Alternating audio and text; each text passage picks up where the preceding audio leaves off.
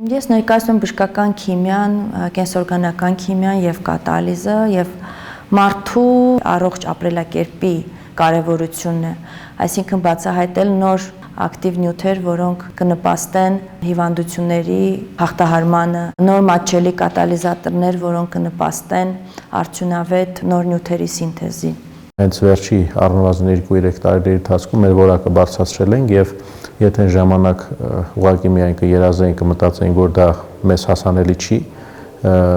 տպագրվել այդ ամսագրերում եւ համապատասխան հեղինակությունը բարձրացնել եւ Հայաստանի եւ ԵՊ-ի, ապա այսօր մենք դա ունենք։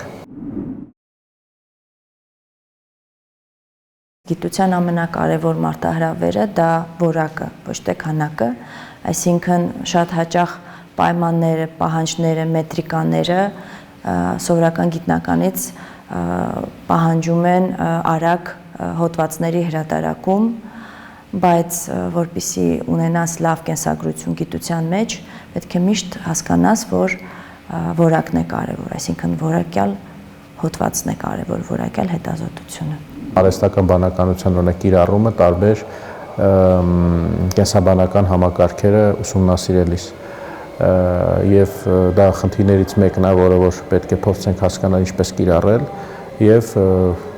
այլ խնդիրներ կան, օրինակ կենսատեխնոլոգիական հետազոտությունների տեսանկյունից կան ֆունդամենտալ խնդիրներ, որոնք ի հայտ են գալիս, օրինակ տարբեր պրեպարատների ստեղծման տեսանկյունից, տարբեր ֆերմենտների դերի պարզաբանման մասին եւ իհարկե նաեւ որ դրանց կիրառությունները, ասենք օրինակ գյուղատնտեսության մեջ, բժշկության մեջ։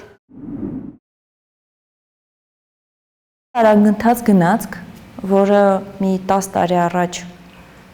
դանդաղ է շարժվում, բայց այս վերջի 5-6 տարիների ընթացքում մեծ արագություն է ձեռք բերել։ Եթե համեմատենք 10-15 տարի առաջ եւ ներկայումս, ապա ձգտում ենք դեպի գերազանցի։ Կուզենայի երազանք իհարկե որ top 10 բուհերի շրջանակում ԵՊՀ-ն հայտնվի։ Գիտության տեսանկյունից էլ ես կարծում եմ, որ պետք է, ապագա 5 կամ 10 տարիների ընթացքում պետք է ստեղծվի միջավայր, ամենակարևորը, որպեսզի գիտական միտքը շատ կարողանա ազատ ստեղծագործել եւ շարժվել առաջ։ Ներդրումներ լինեն եւ երիտասարդներ ինտեգրվեն, ենթադրում եմ, որ լավ տեղերում կտեսնեմ ԵՊՀ-ի գիտությունը։ Թոփ հոդվածների տեսքով, միգուցե կիրառական նոր բացահայտումների եւ նոր կադրերի։